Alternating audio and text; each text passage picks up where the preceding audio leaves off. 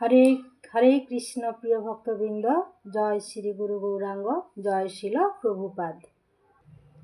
যমরাজকে কে না ভয় পায়? এমনি যমরাজের মূর্তিকে দেখলেই সবাই ভয় পায়। যমরাজের ভয় সকলেই করে। শিল প্রভুপাদ বলতেন, গায়ে গু মাখলেও যমরাজ ছাড়বে না। কিন্তু ভক্তরা যমরাজকে ভয় পায় না। ভক্তদের কাছে যমরাজ হলেন দ্বাদশ মহাজনের একজন। যদি যমরাজ বাড়িতে আসেন, যারা ভক্ত নয় তারা তো ভিড়মি খেয়ে পড়ে যাবে, কিন্তু যারা ভক্ত তারা বলবেন হরি বল। আমার বাড়িতে দ্বাদশ মহাজনের এক ভক্ত শুদ্ধ মহাজন এসেছে, যার নাম যমরাজ। ভক্তরা যমরাজকে সুন্দর করে অভ্যর্থনা করবেন, তার আপ্যায়ন করবেন। ভক্তরা যমরাজকে একদমই ভয় পান না।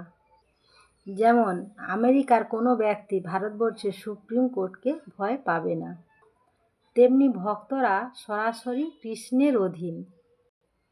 তাদেরকে স্বয়ং ভগবান দেখেন। ভক্তদের ফাইল ভগবান দেখেন, যমরাজ তাদের ফাইল দেখে না। চিত্রগুপ্ত তাদের ফাইল দেখেন না।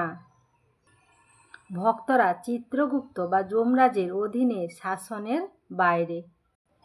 শাস্ত্রে বলা হচ্ছে, তিলার্ধেক যে চরণ ধ্যান করিলে মাত্র যম আর নাহি হয় তার অধিকারের পাত্র।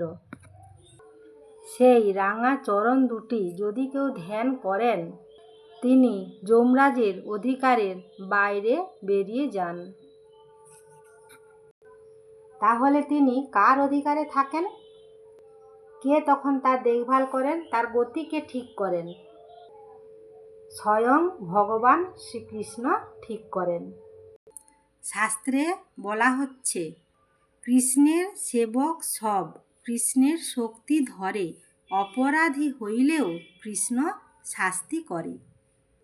অতএব যারা ভক্ত তারা স্বয়ং শ্রীকৃষ্ণের দায়িত্বে থাকে। যারা যারা কৃষ্ণের নাম প্রচার করতে পারে, এখন তারা যদি কোনো অপরাধ করে, তারা তো পাপ কর্ম করে না, তবুও কোনো মায়ার ফাঁদে পড়ে যদি কোনো পাপ কাজ করে থাকে, জেনে না জেনে কোনো অপরাধ করে, সেই অপরাধের শাস্তি যমরাজ দেন না। সেই অপরাধের শাস্তি যমরাজ দেন না, প্রকৃতি দেবীও দেন না, স্বয়ং কৃষ্ণ তাদের শাস্তি ঠিক করে।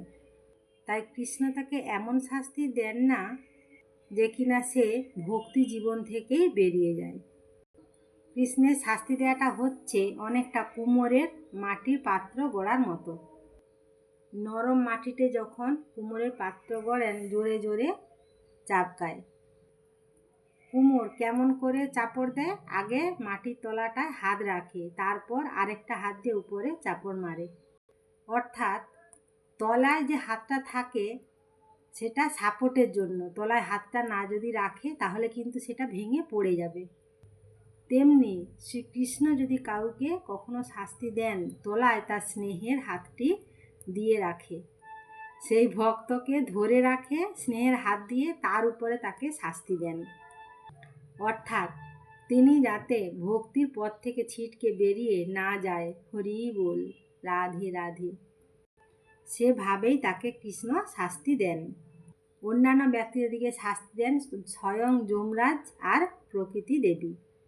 যিনি যমরাজ, তিনি তাদেরকে পরিষ্কার বলে দিয়েছেন, নতে দণ্ডম অরহন্তি, যাদের কপালে তিলক, কণ্ঠে তুলসী মালা ও মুখে নিরন্তর ভগবানের নাম জপ করছেন, তাদের কখনো কোনো যমদূত দণ্ড দিতে পারবেন না।